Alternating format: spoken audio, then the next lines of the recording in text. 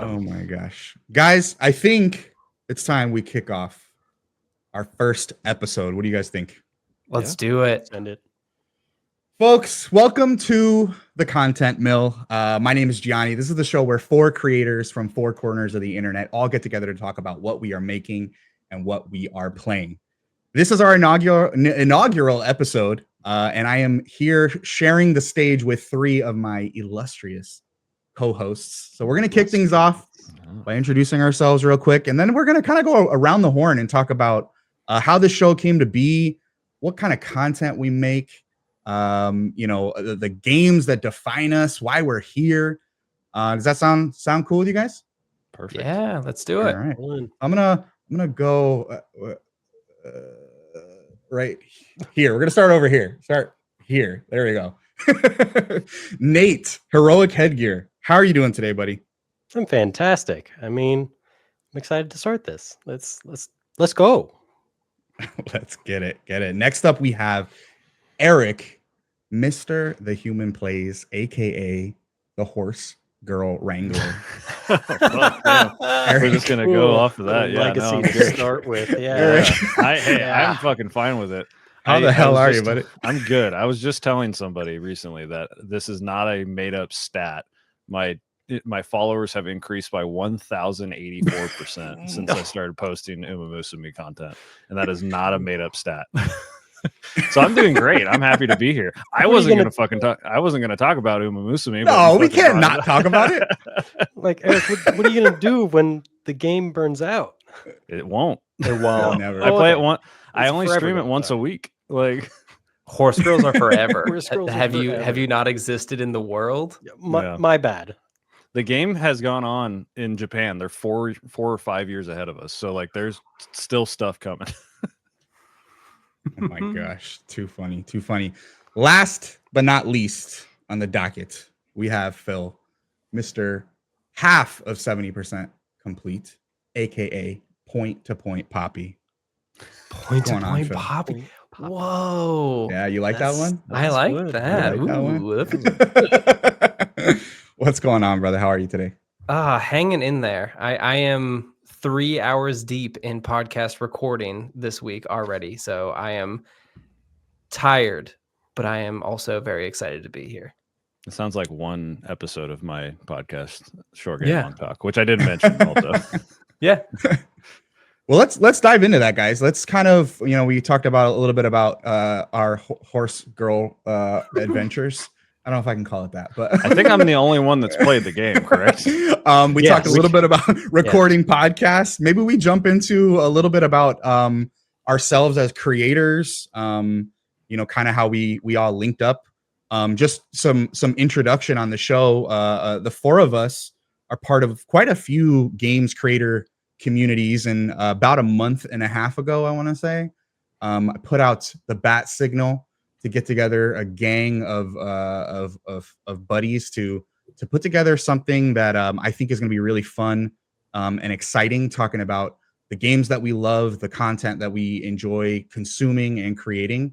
Phil, you already started mentioning, you're 3 hours deep into some podcast production for this week. Why don't you tell us a little bit about what kind of content you make, what kind of stuff you release, what things you enjoy to consume? Tell us a little bit about yourself. Yeah, sure. So I feel like I am the most just shotgun blast of making stuff. So the flagship of 70% Complete is the 70% Complete podcast. I do it with my co-host and high school best friend Logan. And I can't really tell you what that show is about.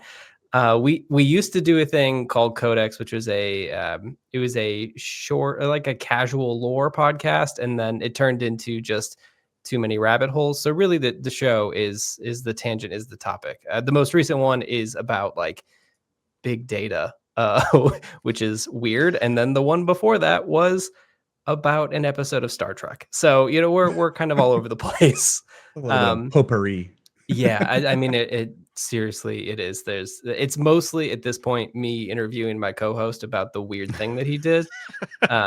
which is great. We also talk about RuneScape, which is weird because I don't play it. That's what I was gonna say. 50% of your episodes are about RuneScape. Like, Yeah. let's be honest. Yeah, it's a weird thing. I also write reviews and I rant about things on the internet, mostly at 70percentcomplete.com.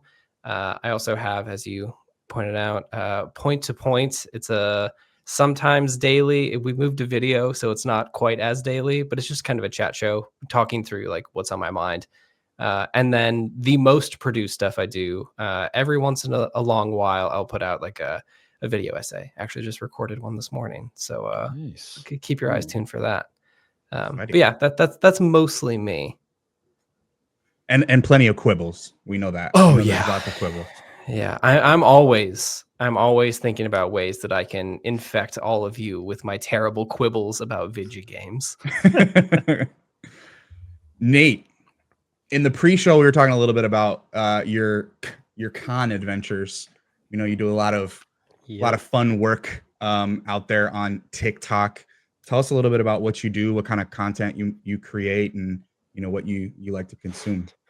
If it wasn't obvious, I make helmets. It's kind of how it all started, and then short form stuff on TikTok, mostly comedy based. Whatever big trend is happening, I try and jump on, and I'm just starting into short video essay stuff on things that I think aren't being talked about. But yeah, I have a question for you, Nate. send it. Did you get married with a Mandalorian helmet? So I got married not with a Mandalorian helmet. Yeah. Oh, but, God, I'm sorry. This one. This one right here. I was gonna say, come on, Gianni. That wasn't a Mandalorian. I'm helmet. sorry. I'm sorry. All right. So that was one of 5 that I made for me and all my groomsmen. So we went out all in blue, and I made those to match perfectly, and had a big old photo shoot, regardless of everyone else there thinking that's pretty nerdy. But No, it my was wife dope. was on board. She was super supportive, and It's a dope photo. It's It so is sick. so cool. I had to bring it up. I was like, Yeah. he doesn't know I'm gonna ask this, but I have to bring it up because it's so dope. It is so cool. Yeah, we had a And- pretty nerdy photographer as well that was like super into it. Super so down. Oh yeah.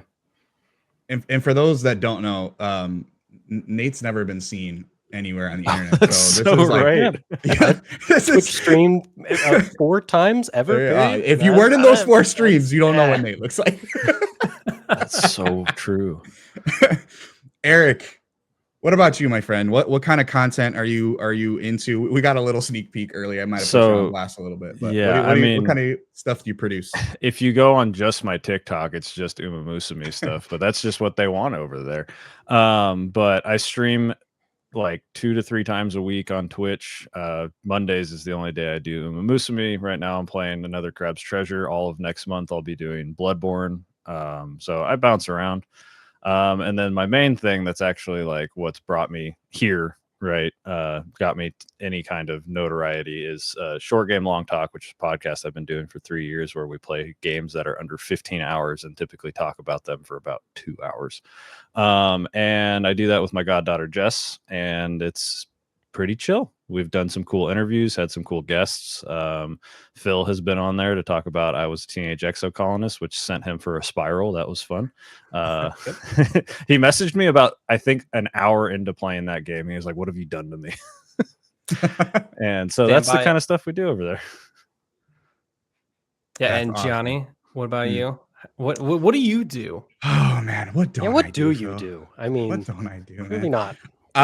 Yeah, no, I do a lot of different things. I like the shotgun blast analogy because it is kind of like one of those things where I do my regular review content. I do long form review content on YouTube. I did start Twitch streaming earlier this year, which has kind of slowly become one of the things that I enjoy the most about this whole content thing. It was kind of like an afterthought when I first started it. But I do a lot of short form clip content on TikTok, on Instagram, on YouTube Shorts. But really, it's a balance of I love talking about the games I play, why I like them or why I dislike them. So lot of it boils down to review content. And now podcasting. I'm adding that to my repertoire because I have no history podcasting. So I'm excited to be among you guys who do kind of have that background to maybe Sherpa me through this process. You know what I Me mean? and Phil just And how'd all talking to that- him, Mike. Yep. I don't know what you're talking about. It's just talking. Gianni, how'd you start all that anyway? Right? Didn't you have a full-time job that you left behind to do this full time? I did. I quit my job in July. For a telecoms company that I worked for over 10 years. And I got to a point where I was like, you know what? Screw it. I'm just going to put all my eggs in one basket. I made sure that it was the right call financially. I'm not trying to encourage anyone to just go quit their job with no supplemental income of any sort. But I was just like, you know what? Fuck it. I'm going all in. And that's why I'm here today. And that's why I get to host this show with you guys. So I'm super excited for the content mill, because I think between the four of us, we're going to have some really fun conversations, some fun deep dives, some high level overviews. We're going to circle back a little bit. You know what I mean? Touch base. Piggyback, touch base. Jesus Christ, guys. We're gonna skim a lot of stuff. No, that's Well, just we me. are gonna skim. We're gonna skim and avoid all deaths mentioned in. So, avoid the deaths. Yeah, avoid the deaths mentioned do our in the best. article. Yeah. For those that don't know, this is the content mill, not the context mill, because I avoid all the context for most conversations. But we're working on it. All right, guys. We'll get you there. We'll get you to read an article. Yeah, a full article. We'll start with one of Phil's blog posts. You know, they're not too long. They're a nice, quick, brisk read. Exactly. Guys, but we're not only here for content. We're also gamers. We also love that's kind of the media that brought us all together and the community that we're in. So I thought it'd be kind of fun to close out our introductory episode. Maybe talk about some of the games that brought us either into content or that kind of inform, our design decisions around the type of stuff that we make, things of that sort. Is that cool with you guys? Yeah. Oh yeah. All right. You So want to start? yeah, sure. I mean, I'll go first. That sounds good, actually. I'm gonna give you. I'm gonna give you 5. I'm gonna give you 5 games that I think kind of informed my game taste growing up, all the way up until recently. So I'm gonna give you one recent one as well. But I'm gonna kick it off as early as possible. I'm gonna go Pokemon Red and Blue, right? I think this is the series that really kicked off my love of like Japanese RPGs, or turn-based combat for that matter. But more like casual kind of RPGs. I don't think they're as like stat dense. They can be if you want, but they're not mandatory. And plus, as a kid of the 90s, like who wasn't obsessed with Pokemon? I think most kids that grew up during that time. Yeah. Which kind of brought my love moving to the next one. A big Final Fantasy fan, specifically Final Fantasy 7, Final Fantasy 10. Depending, I was talking to Eric about it the other day. Like, I think depending on the year, I'll tell you that 7 or 10 is my favorite Final Fantasy, or even like one of my favorite games of all time. Big fan of Final Fantasy 7 remake. Again, turn-based combat. Now we're going to action RPG kind of flavors. I think that's probably gonna be my most recent game that's really informed my game taste. But the last 2 that I kind of want to call out, big on co-op gaming. I'm not really big on like PvP type of titles, so I don't do a whole lot of like Call of Duties and things of that sort. But I do love games like Destiny, Borderlands, all those kind of like couch co-op, things that you can play with your buddies. Like, it's not necessarily super competitive, but you get like a little bit of competition going. And then lastly, one of my favorite games of all time, I got to call out BioShock and BioShock Infinite. Kind of that. Yeah, dude. Light. What do you call them, Phil? M-Sims? Yeah, What do they call it? Yeah, a little light M-Sim action. Love the BioShock series. Those are like the first games that I remember being like, having those like holy shit twist moments and being like, oh, this is what this is what games are capable of making me feel, you know what I mean, from just like a jaw-dropping level. And I love that about the BioShock series. So I think those are going to be like my 5 games / series that I think really define my game taste. Phil, what about you? What are some series or games that you think kind of brought you to the space? So you took my one. BioShock is like definitely like the original BioShock is like was that kind of unlocking moment for me of like I played a lot of games before then, but like BioShock was the holy shit, I can think about games in a very like analytical and interesting kind of way. It also happened that is when I was in college when I was thinking that way. So you know, it lines up a little bit.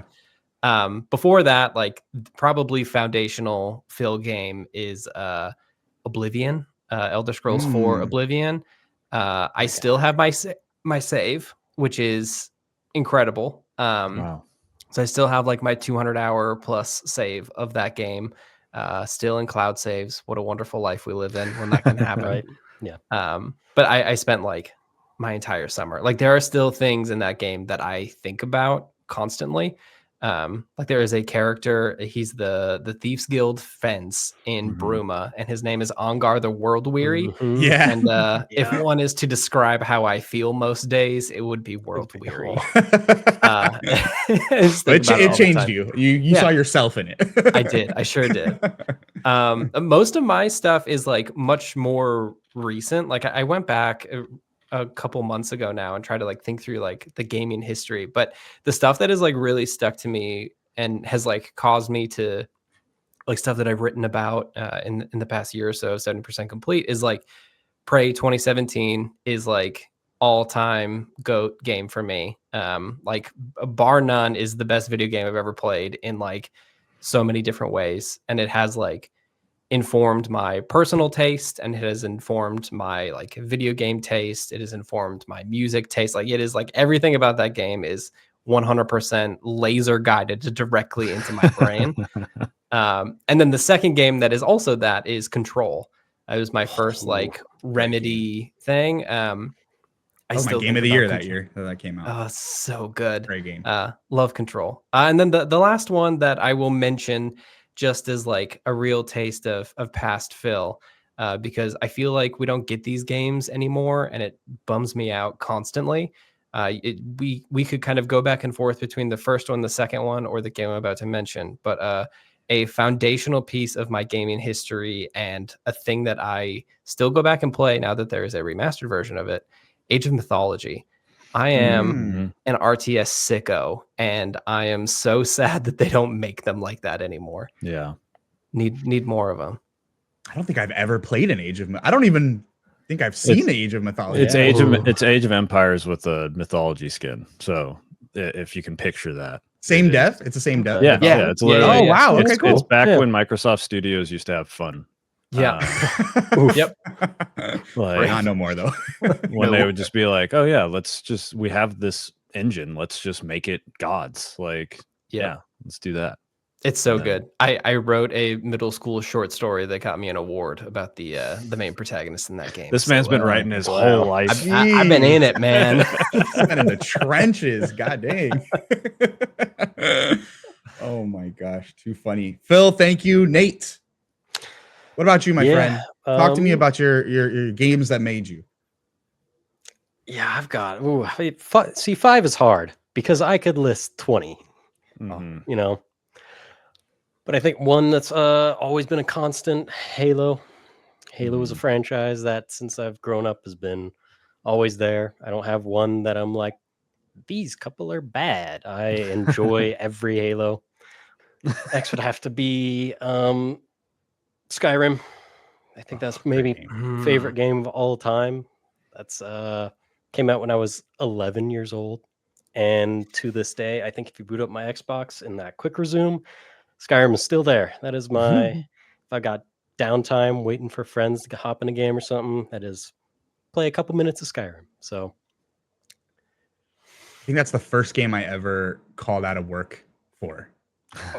And like literally just called in sick. I'm like, sorry, dude, Skyrim came out. Like, I don't know what to tell you. What else, Nate? Anything else? I would have to mention a Star Wars game with how much of a absolute Star Wars freak I am, and Battlefront 2. Okay. But what's hard about that is Yeah, because which I one? love both. Both are so Oh. good. See, I grew up early on with the original Battlefront 2. But then the second one, the second recent one came out, and that also fell in love. That is I think maybe one of my like top 10 Star Wars just stories in that campaign. That campaign really is enjoyed good. that camp. Yeah. And then the multiplayer. You can't go wrong. It's Battlefield, but Star Wars. And that's probably my next one will be like Battlefield 4. I really grew up loving all those big multiplayer shooters, but Battlefield like really grabbed me more than any Call of Duty or anything. Something about the scale, the hopping in with your homies and being like, let's all grab this tank and then blaze through the enemy lines, the sense of scale. And then the last one is hard because I might also have to do a Pokemon. I think Soul Silver on the DS. Oh yeah, that's a good one. Yeah, that's one that I even recently just did another run through because it's timeless. It's one of those Pokemon games that like I can keep going back to because I feel like even early on you can pick and choose different Pokemon to like fill your party, and you can really run it back different every time. And yeah, I think Silver is where I ended. I never got to Soul Silver, but I feel that. Like, if you were to sit me down and say what the best Pokemon game I've ever played is, I think it's Silver. it's phenomenal. Yeah. I was gonna say, I was like, I know we had this conversation once where it's like, what's the best, worst, what's your like favorite? And I'm like, I think Gold and Silver are like the peak Pokemon games, like easily. You know what I mean? And I never got to play Heart Gold. Disagree. I never got to play Heart Gold or Soul Silver, but I've heard that those are like the best of the remake. They rip for sure. Yeah, but very very close. Platinum is also an all timer for me. Yeah, I think Platinum's got. I mean, the fact that it was like. It takes Diamond and Pearl, but then it's basically like has DLC, I guess, and then there's a whole like end game area that's not in either of those games. And the legendary Garatina in that game is just, a goat. So it's just the devil in the void, right? Yeah. Eric, 5. Yeah. What about you? All right. So I have my list and everything, and I have like scroll 15 games on here. But I was trying to think, and I've mentioned this like on and off mic multiple times, and I've talked to Phil about this, where like my video game brain did not actually turn on until like 2008. Like I played games starting in like 1998, probably. I had a Sega Dreamcast, and like that alone is like very defining for me. But I wouldn't say a game from that system defined me. I will give an honorable mention. This is not technically on the list, but Fallout 3 specifically is a game that turned my video game brain on to storytelling with the Oasis quest in that game. When you have to decide if you are going to keep Harold alive or kill him. I remember where I was when I was like, I felt a switch in my brain, and I was like, oh my God, this is what video games can be like this. Cause the rest of Fallout 3 is pretty goofy and just, doing whatever. And that's where my brain kind of just like turned on for like storytelling in video games. And that's always been like the most important thing to me moving forward. I had my little stint where I was like obsessed with shooters like Destiny, and, I played a little bit of COD and Apex Legends and Titanfall and all that stuff, but those games never really stuck with me. So I would have to say, like, story wise, if we want to go into games like that, like Citizen Sleeper 1 and 2, those are recent games that absolutely rip, will make you absolutely sob, and it'll make you feel like you had a unique experience that no one else in the world ever had. If you want to go long form games, you have 90 hours. Persona 5 Royale is probably my favorite game of all time. Is it the best game that I've ever played? No, but I think about that game once a week. That story has stuck with me, and every day that we live in this fucking hellscape of a country, it gets closer and closer to like in reality and things that are going on in there. The best game I think I've ever played, and I've recently had this epiphany is Journey. I think that's just a perfect game. There's so much to it that is just good. And then you throw in the stealth multiplayer that's in that game that if you don't know about it, just feels so natural, like it's part of the game and was programmed to happen. But it's your unique journey. That game's really shot up my list of like all timers in the last honestly couple months. It's always been up there, but now it's recently just been, I think, such an important game. I'm just gonna say Elden Ring and Souls likes made by FromSoft in general. Yeah, those have. Elden Ring is my second awakening to gaming. I fell off gaming really hard when Elden Ring came out. I was like, well, I gotta get on this hype, and I have not stopped gaming like heavily since Elden Ring came out. I platinumed that and fell back in love with like video games as a whole. And then I guess Breath of the Wild. I'm saying very recent things, but Breath of the Wild, Tears of the Kingdom, playing that, especially handheld for the first time on Breath of the Wild, is like stupid. It was like I was like, I don't know how this is a magic trick that this is working on a handheld system, and that has really like stuck with me for since it came out. And it's like a game that I wish, of all the games I've mentioned, that is the one where I'm like, I wish I could erase my brain and just start over and play that one more time, because there's so much things to discover. And like now with my actual busy life and not like middle of college self, it would take me the rest of my life, I feel like, to do what I did. I literally dropped off the face of the planet when that game came out for like 4 to 6 weeks. I just like did not talk to anybody and just did everything in that game except for the Korok seeds, because that shit's stupid. But everything else I did. It was incredible. But yeah, all my games are a lot more recent because I just played games. I didn't really appreciate games back in the day until that Fallout 3 quest. And then since then it's been like literally all my games on this list. I think the only one that's like old is Jet Set Radio. Like that's it. That was the only one on here. And that's just to represent the Dreamcast as a whole, not more of like Jet Set Radio really stuck with me. It's just because it's a good vibe. Eric, real quick, team meeting here. Can we have a whole episode where we just talk about all the cool stuff in Jet Set Radio? Yeah, like it doesn't even have to be. I have a Dreamcast right here. Cool. I can literally go get my copy of Jet Set Radio from my closet right here, like pristine condition. Yeah. But also Pokemon as in general, and Emerald is the best one, but that's okay. We can talk about that another day. Well, we will save that for another conversation, guys, because I think we're going to put a pin in it for our introductory episode. I don't want to give too much away about all the fun conversations that we're going to be having here on the Content Mill. Guys, I'm really excited. I don't know about you guys. I'm really, really stoked for this adventure that we're going on. We have a lot of cool content planned. For those watching right now, this is our first episode of our 3-episode premiere. Today, kind of just diving into a little bit about ourselves. We're going to be having a conversation about a recent release. I know, Eric, you mentioned Journey. We're going to be talking a little bit more about that game company and Giant Squid with the release of Sword of the Sea. We're going to go do a little bit of a deep dive on Sword of the Sea. We're also going to be going into a little bit of an introspective on some of the awesome games that define the years that we were born in, and seeing who has the best year in gaming between the four of us. So I think that's going to be a really fun conversation. But we'll wrap it up there. We'll kind of go in order. Where can the people find you? Do you have anything exciting that you maybe have in the pipeline? Let them know what your socials are, things like that. Nate, we'll start with you, brother. Yeah, Hero Headgear everywhere. My TikTok, really, and Twitch. I'm starting something cool every month. I'm going to be playing a game and doing a helmet giveaway that pertains to the game that we're playing. So, holy shit. Yeah, so I'm starting that up, I think next month. And I think just TikTok and Twitch for now. What's the first game, Yeah, Nate? I was going to say, what's the helmet? You'll see. Oh, this man, he's a pro. He's so good. He's media trained. He's media trained. Man, he knows what's up. Phil, what about you? Where can the people find you?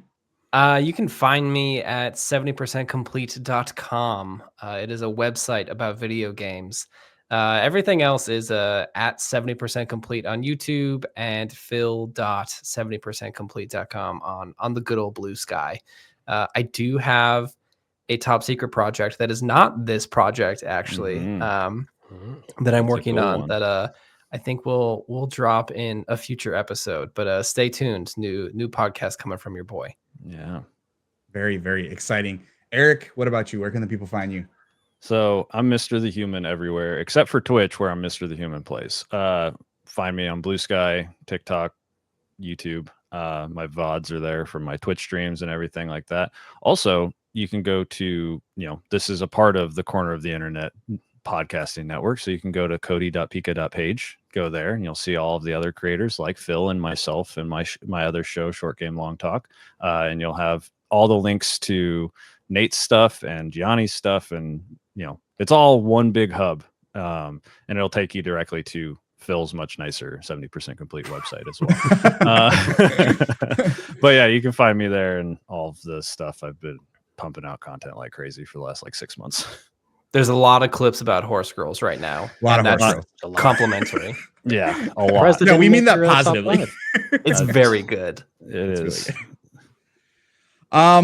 and me, I'm Gianni. I can be found really on all socials. I got different names everywhere. Some places I'm my first name, last name, Gianni DeCrosta. Some places I'm just, my name is Gianni. It really just depends. But if you look up my first name, last name, Gianni DeCrosta, I'm on TikTok, Instagram, Threads, Twitch, YouTube. All my long form reviews go on YouTube. All my short form content go on the other platforms. I'm also on Blue Sky as well. I do have a little bit of a hands-on impression. I wanted to have a review out in time, but I don't think that's happening. So I'm going to have a hands-on impressions of Borderlands 4 coming on Monday at 8 a.m. Pacific Standard Time. Yeah, this has been the Content Mill, guys. This is our introductory episode. This is the episode number 1. Thank you, gentlemen, for joining today. We got some fun other episodes planned for this rollout, and thank you guys for joining, and we shall see you on the next one. Bye. See ya. Bye.